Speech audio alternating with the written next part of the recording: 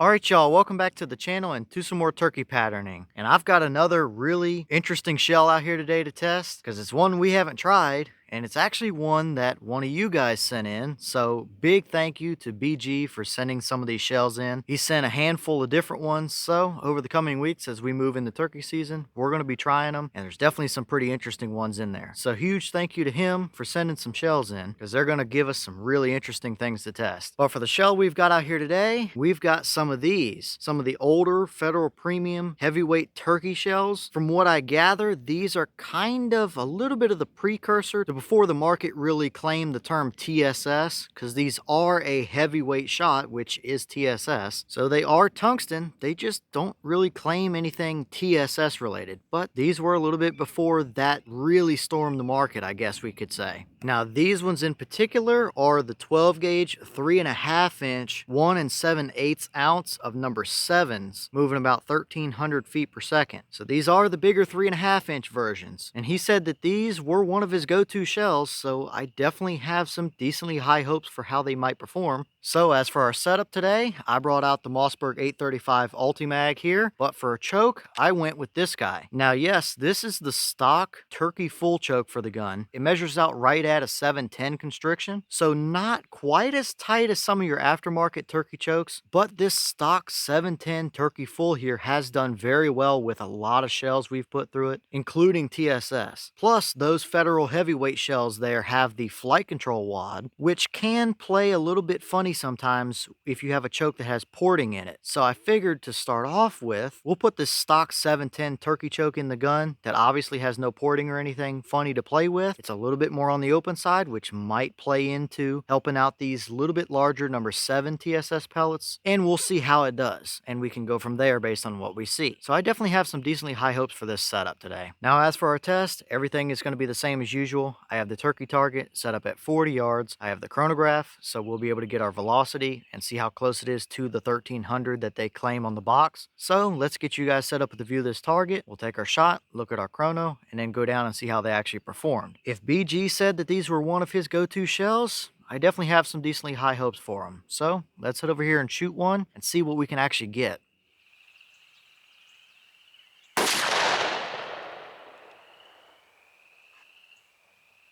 Okay, so that shell gave us 1284 through our chronograph. The box was claiming 1300, so yeah, 16 feet per second under that. We're absolutely within the realm of reason for these shells anyway. Now I will say, almost 1300 feet per second, that's not moving slow at all. And it was definitely a pretty hot loaded shell on the shoulder, that's for sure. So velocity is definitely not a problem out of these shells. And I think because we had the higher velocity, we might have hit a little bit higher on our target down there. But let's go down there to the 40-yard paper and actually look and see what kind of pattern we got out of them.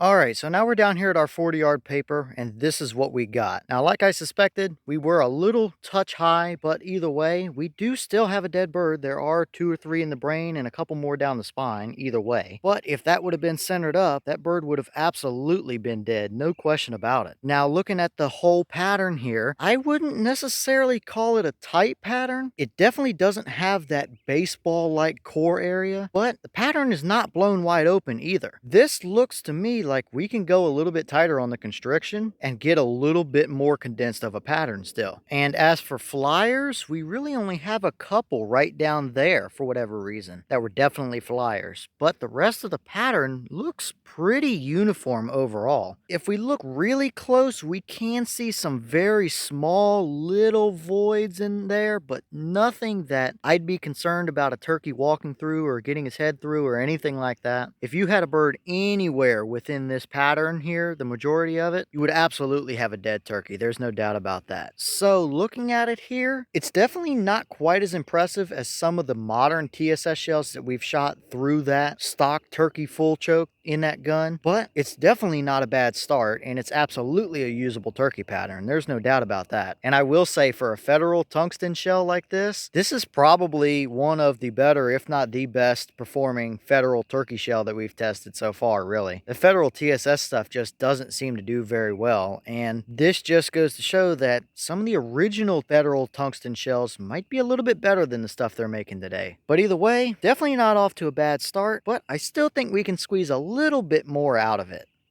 Okay, and here's the wad out of that shell, and as you can see, definitely looks a little bit different than some of the flight control wads today. It's this pink salmon color, which I don't think they use that color anymore. I've seen purples and blacks and kind of a white clear color in these newer flight control wads, but not this color. And it's definitely a big, long 3.5-inch wad here, but the little fins on the sides here are lower on the wad. Typically, they're right about in the middle. Now, that could just be older design, or it could just be the fact that this is a 3.5-inch instead of a 3-inch or something like that. I don't know, but either way, still pretty much your basic flight control design here. The tail fins opened up like they should. Nothing really too special to see, nothing stuck down in there, but definitely looks a little bit different than some of the newer flight control wads they use.